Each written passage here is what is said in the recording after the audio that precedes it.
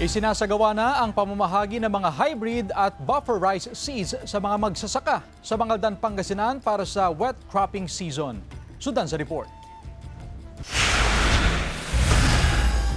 Sinimulan na ng Municipal Agriculture Office ang pamamahagi ng hybrid at buffer rice seeds sa mga magsasaka sa Mangaldan, Pangasinan.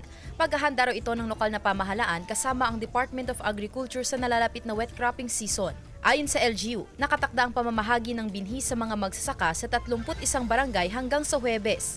Humigit kumulang 2,500 na magsasaka ang inaasahang mabibiyayaan sa programa.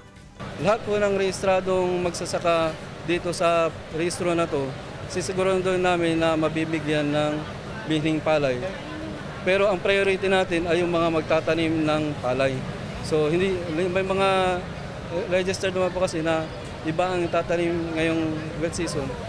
Nakabatay ang dami ng rice seed sa lawak ng sinasaka ng bawat benepisyaryo. Sa kabuuan, aabot sa 6,393 na sako ng binhi ang ibibigay sa mga magsasaka. Kabilang sa ipinamamahaging binhi ang hybrid seeds at buffer seeds na makatutulong sa pagpapataas ng produksyon ng palay. Pero hinihingi pa rin naman namin sa mga magsasaka na sundan pa rin yung bibigay na cropping calendar ng National Irrigation Administration nang sa ganun ay hindi po tayo magkaproblema sa patubig.